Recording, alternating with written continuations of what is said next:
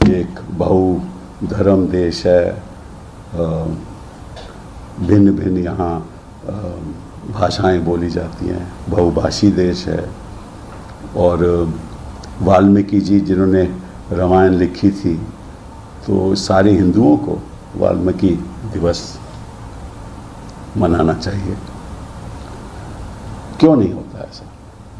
और जब तक समाज में वो दोस्ताना की भावना पैदा नहीं होगी, तो ये विवाद समाज में रहेगा और वो देश के लिए ठीक नहीं है। बड़ी अच्छी बात है, मैं उसका स्वागत करता हूँ।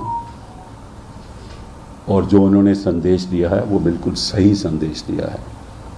लेकिन मैं केवल 2-4 सवाल पूछना चाहता हूँ कि भागवत जी, ये सब तो आप ठीक कह रहे हैं, लेकिन जो आरएसएस है वो उस सरकार को सपोर्ट करती है जो ज़मीन पे काम, जो आपने कहा है, उसे बिल्कुल उलट करते हैं। 2014 के बाद जितना बंटवारा समाज में हुआ, भाषाओं के प्रति, धर्म के प्रति, संतों देवताओं के प्रति, खासतौर पे अल्पसंख्यकों के जो टारगेट किया गया जमीन पे, तो 2014 के बाद आज तक 2024 तक आपने तो कुछ नहीं कहा। आपने तो इसके खिलाफ कुछ नहीं कहा। जब बुलडोजर चलाए जाते हैं, जब कानून बनाए जाते हैं, ऐसे कानून बनाए जाते हैं जिससे 1-2 युवा अगर शादी कर लें, उसके खिलाफ एक कानून बनाया जाता है कि ये तो लव जिहाद है। कोई लव जिहाद कहता है, कोई फ्लड जिहाद कहता है, और भाजपा के मुख्यमंत्री कहते हैं फ्लड जिहाद। तो अगर आरएसएस इसमें पूर्ण विश्वास करती है, जो मैं समझता हूं करती है, मैं पूछना चाहता हूं कि आप इसके खिलाफ आवाज क्यों नहीं उठाते जब जब ये वाकये होते हैं? ये आज के दिन की बात नहीं है, 2014 से हो रहा है। और जिस तरह से हो रहा है, मैं समझता हूं कि कुछ हद तक ऐसे देश के नागरिक इस देश में रह रहे हैं, वो सोचते हैं कि हम एक्चुअली, हमारी जो नागरिकता है उस पर भी शक है। कोई कहता है कि आप पाकिस्तान चले जाओ, रोज के रोज क्रिश्चियंस के खिलाफ हमले हो रहे हैं। तो एक तरफ तो आप कहते हो कि सब धर्म के जो भी सेलिब्रेशंस हैं मनाने चाहिए, चाहे वो ईद हो, चाहे वो गणेश चतुर्थी हो, चाहे वो दुर्गा पूजा हो, चाहे वो क्रिसमस हो, चाहे वो पोंगल हो, चाहे सिख फेस्टिवल्स हो। एक तरफ तो कहते हैं सबको इकट्ठा होकर मनाना चाहिए, और जब मनाने का टाइम आता है तो विवाद पैदा हो जाता है। और जो धर्म संसद के लोग जो विवादित बयान, ऐसे विवादित बयान जो मैं बयान नहीं कर सकता आपके सामने, आपने कभी आवाज उठाई? ऐसी सरकार जो विवादों के आधार पर सरकार चला रही है, विवादों के आधार पर जो राजनीति चला रही है, विवादों के आधार पर जो चुनाव जीतती है, उस सरकार के तो आप पक्षधर हैं। कि क्या पक्षधर हो? उस सरकार से तो आपको फायदा होता है। वो सरकार और जो इलेक्टोरल बॉन्ड्स के द्वारा आपकी बिल्डिंग्स बनती हैं, उनके अपने बड़े बड़े 5 स्टार दफ्तर बनते हैं। झंडे वाले ने क्या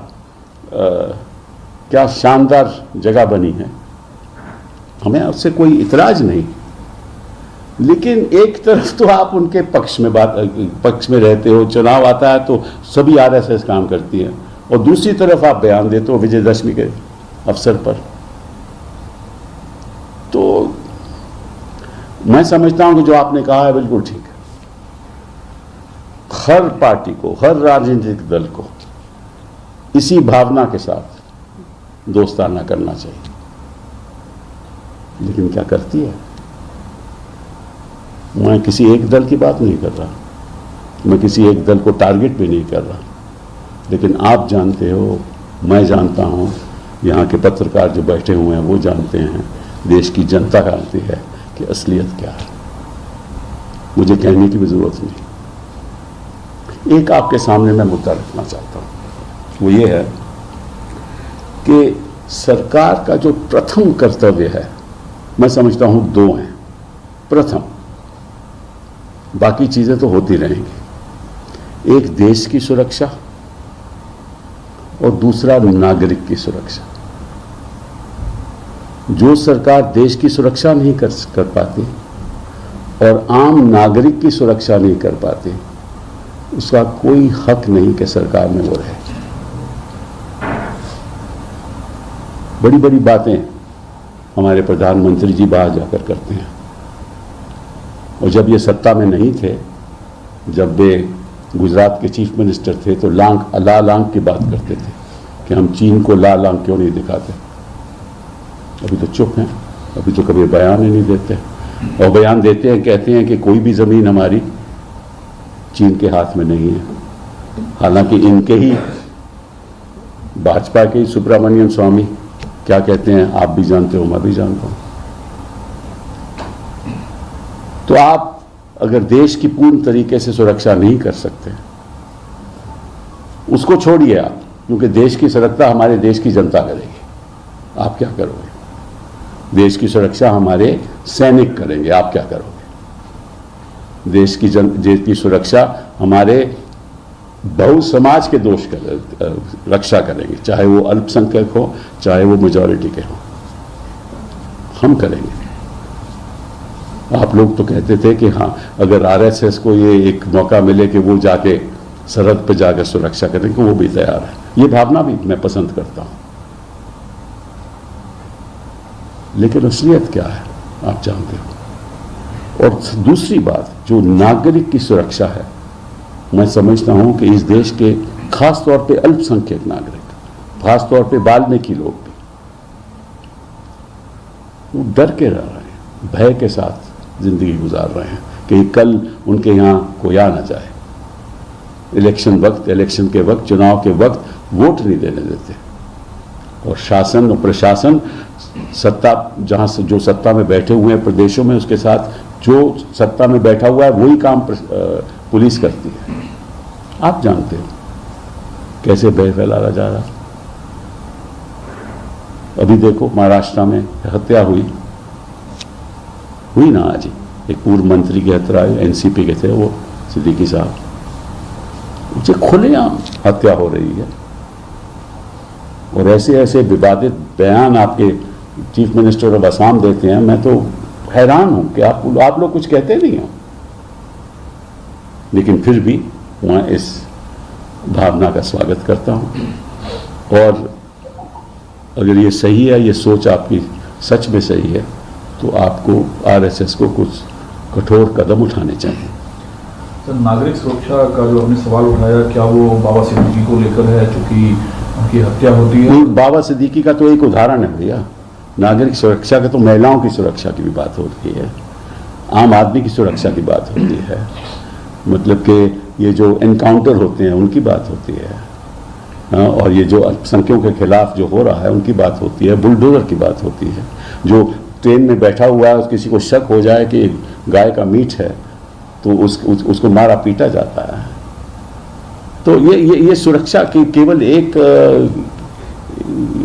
शख्स के बारे में नहीं है। सर, मोहन भागवत के जिस बयान का आप समर्थन करते हैं, और आपने कहा कि मैं उम्मीद करता हूं कि वो इस चीज में बिलीव करते हैं, लेकिन जो बात वो कह रहे हैं, क्या आपको लगता है कि उनकी बात और सरकार का जो एक्ट है, दोनों के बीच डिफरेंसेज है? डिफरेंसेज ही नहीं, कोई मेल जोल की बात ही नहीं है। आइडियोलॉजिकल डिफरेंसेज है सरकार और संघ के बीच। मैं तो समझता हूं कि कई संघ के लोग आज भी इनसे बड़े नाराज हैं, इन लोगों के साथ नाराज हैं जो आज सत्ता में बैठे हुए हैं। ये नहीं चाहते कुछ संघ, लेकिन फिर भी इनको ये क्या करें, बरसों से उनका साथ देते आ रहे हैं, और फिर सत्ता बिना इनकी भी प्रॉब्लम है।